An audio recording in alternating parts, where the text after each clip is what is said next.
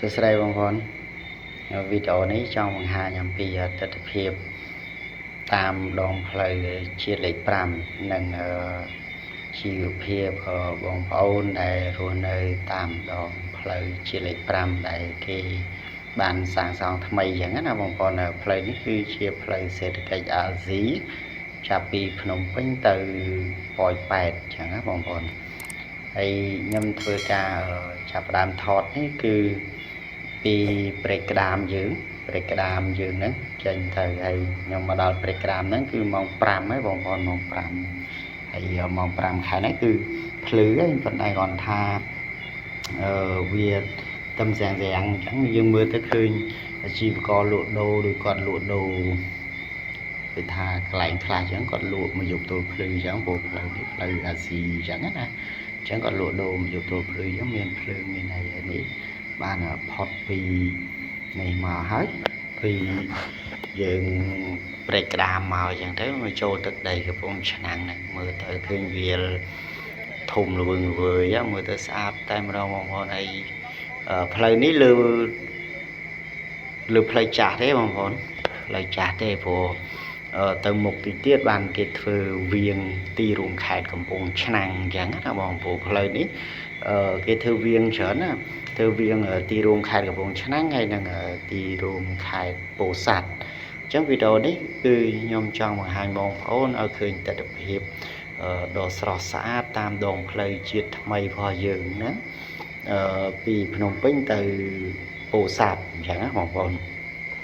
ហើយនៅវីដេអូក្រោយខ្ញុំនឹងធ្វើការបង្ហាញអំពីការរស់នៅផលជាពលរដ្ឋបងប្អូនយើងរស់នៅពោធិ៍សាត់អញ្ចឹងណាបងប្អូនហើយកុំភ្លេចជួយ like ហើយនិង share ហើយជួយ subscribe YouTube ខ្ញុំម្នាក់មួយផងបងប្អូនអញ្ចឹងខ្ញុំនេះបានមកដល់ចិត្តទីរួមខេត្តកំពង់ឆ្នាំងហើយប៉ុន្តែផ្លូវនេះគេធ្វើវាងទៅកាត់នៅលើស្រុកបរិបូរបងប្អូនហើយបងប្អូននៅតាមដូចថានៅតាមបណ្ដាប្រទេសផ្សេងអត់ដែលបានមកទស្សនានៅប្រទេសខ្មែរយើងហើយអញ្ចឹងគឺមើលវីដេអូនេះគឺប្លែកអារម្មណ៍ហើយអញ្ចឹងបងប្អូនព្រោះផ្លូវនេះវាមិនមែនផ្លូវចាស់វាលាយផ្លូវចាស់ខ្លះធ្វើផ្លូវថ្មីខ្លះដូចជាទីរួមខេត្តកំពង់ឆ្នាំងវាងទីរួមខេត្តកំពង់ឆ្នាំងហើយពោធិ៍សាត់ក៏វាងទីរួមខេត្តកំពង់សាត់ដែរអញ្ចឹងហើយមកដល់ចំណុចនេះគឺខ្ញុំមកដល់ស្រុកបរិបូរខេត្តកំពង់ឆ្នាំងណាបងប្អូនហើយស្រុកបរិបូរនេះធំណាបងប្អូនខ្ញុំមិននឹកស្មានថាស្រុកបរិបូរខេត្តកំពង់ឆ្នាំងហ្នឹងគឺធំទេបងប្អូនអញ្ចឹងខ្ញុំជិះមកអញ្ចឹងឃើញហើយនិយាយទៅផ្លូវហ្នឹងគឺធ្វើមកដល់ចំស្រុកហ្នឹងតែម្ដងហើយតាមដងផ្លូវហ្នឹងគឺតាមលក្ខណៈដូចថាមិនមែនស្រុកអញ្ចឹងមានស្រែមានអីផ្ទះមួយប៉ុន្តែផ្ទះប៉ុណ្ណាណីបងប្អូនហើយតមកដល់ស្រុកបរិបូរនេះខ្ញុំភ្ញាក់ខ្លួនព្រឺតឃើញ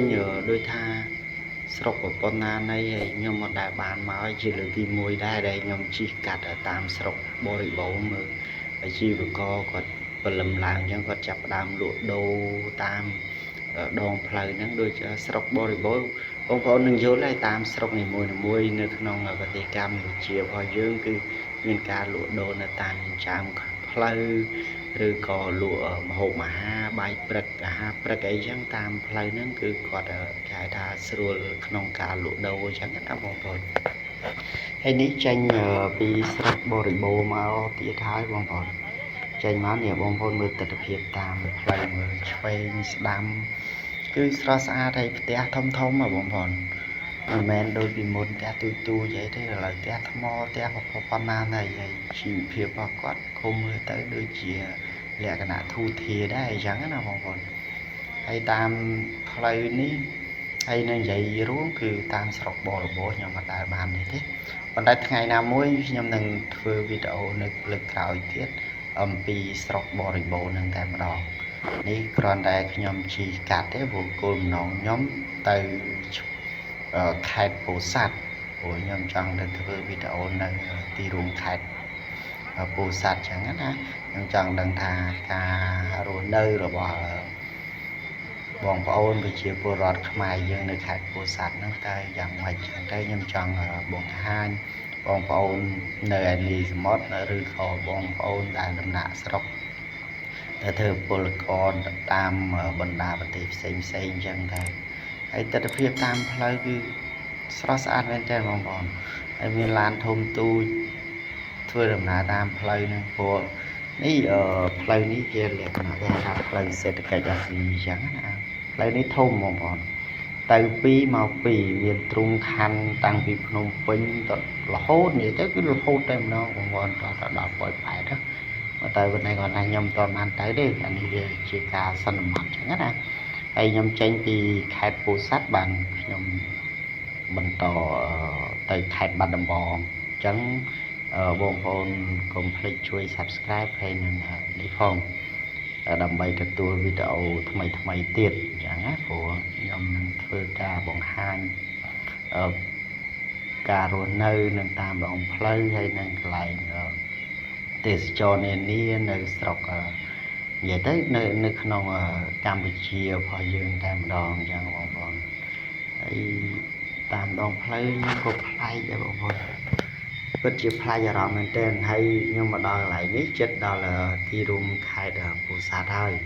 តែមិនបានចូលទីរួមខេត្តទេអញ្ចឹងណាកន្លែងហ្នឹងគឺគាត់វាង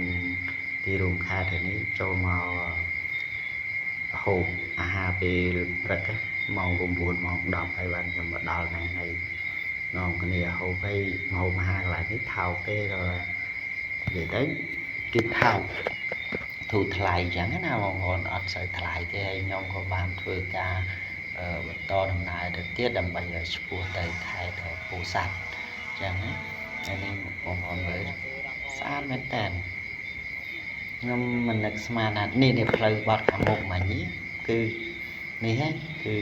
បត់ទៅទីរួមខេត្តពោធិ៍សាត់នេះវាងចេញពីខេត្តពោធិ៍សាត់ទេហើយមកដល់នេះគឺស្ពានខេត្តពោធិ៍សាត់ដែលគេហៅថាស្ពានហ្នឹងឥឡូវគេធ្វើតាមដងផ្លូវហ្នឹងដាក់ទង់ជាតិព្រះរាជាណាចក្រកម្ពុជារបស់យើងនឹងនេះចាប់ផ្ដើមឡើងស្ពានហើយបងប្អូនតាមគ្រប់បកគោលភ្លើងទាំងអស់គឺដាក់រូបទង់ជាតិទាំងអស់បងប្អូនដើម្បីបង្ហាញអត្តសញ្ញាណដល់បរទេសដើម្បីឲ្យដឹងអញ្ចឹងណាថានេះគឺជាព្រះរាជាណាចក្រកម្ពុជារបស់យើងអញ្ចឹងហើយនិយាយទៅផ្លូវនេះចូលមកដល់ទីរួមខេត្តដែរបងប្អូននិយាយទៅគឺយើងទីរួមខេត្តហើយបានចុះពីលើស្ពានមកមានផ្លូវបំបែកមួយបត់ឆ្វេងគឺចូលទីរួមខេត្តតែម្ដងបងប្អូនណាហើយចុះពីលើស្ពានមកឃើញវាស្រែធំល្វឹងល្វើយមើលទៅអត់មានសូវឃើញផ្ទះទេមានតែមើលទៅខាងឆ្វេងដៃបានឃើញមានផ្ទះនេះផ្លូវបត់ទៅទីរួមខេត្តនេះយើងបត់ទៅឆ្វេងដៃទៅបងប្អូនបត់ទៅខាងឆ្វេងដៃគឺយើងឆ្ពោះទៅទីរួមខេត្តហើយស្ពានមិញគឺធ្វើរំលងនេះរំលងស្ទឹងពោធិ៍សាត់ណាបងប្អូនហើយចូលមកគឺប្រជាពលរដ្ឋយើងតាមផ្ទះនីមួយក៏ដាំផ្កាដាំអីស្រស់ស្អាតហើយមើលទៅគួរឲ្យចង់រស់នៅលក្ខណៈគេហៅថាមាននេះមានសុខសុវត្ថិភាពបងប្អូនចឹងនេះតាមដងផ្លូវនេះតាមដងផ្លូវនៅក្នុងក្រុងពោធិ៍សាត់ហ្នឹងហើយនេះមិនមែនកណ្ដាលក្រុងទេវាជាងតិចដែរតែខ្ញុំចូលមកព្រាមគឺខ្ញុំធ្វើការថតបង្ហាញបងប្អូនពេលបងប្អូនបត់តាមស្ពានហ្នឹងមកនឹងឃើញហើយតែជាពលរដ្ឋរស់នៅតាមធម្មតាយ៉ាងបងប្អូនហើយនៅវីដេអូក្រោយខ្ញុំនឹងបង្ហាញអំពីជាពលរដ្ឋរស់នៅក្នុងទីរួមខេត្តពោធិ៍សាត់ហ្នឹងហើយនឹងជីវករលក់ដូរនៅតាមផ្សារតែទស្សនវិជ្ជាយ៉ាងម៉េចបងប្អូន